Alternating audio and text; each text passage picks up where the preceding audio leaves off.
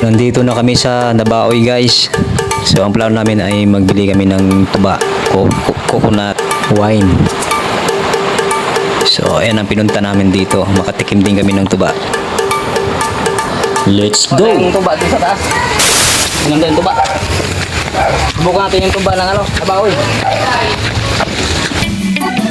At dito nga naman sa pag-akyat namin ay talagang hirap na hirap kami sa akyat kasi sobrang taas nitong daanan.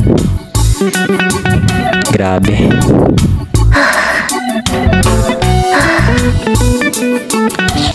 Pero solid naman kasi nakita namin yung magagandang view dito. Saka may mga pananim din sila dito.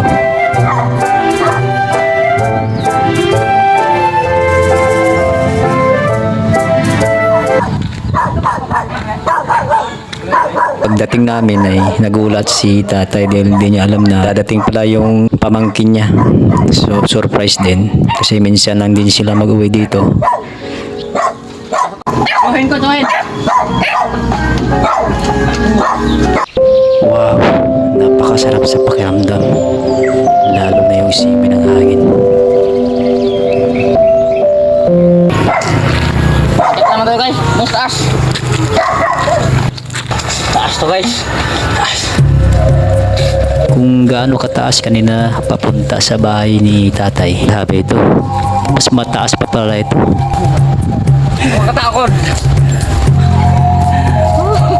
Taas eh. Taas. Huli. Nagpaiwan pala si tatay kasi hindi niya kayang umakyat sa taas, pinakamataas kasi may edad na rin.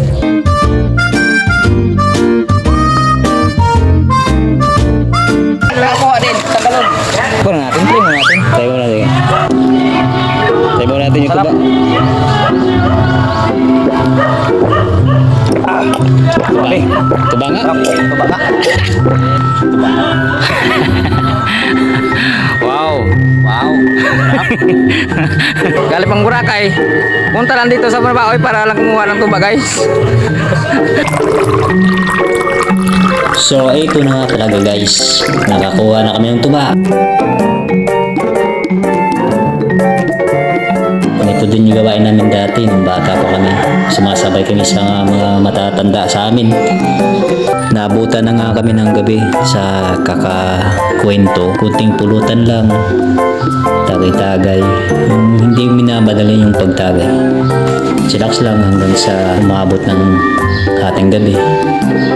Kasama yung mga nakakatanda sa amin. Napakasarap ng buhay kahit simple lang, kahit di marangya. At least na-enjoy natin yung buhay natin. So hanggang dito na lang yung vlog namin guys.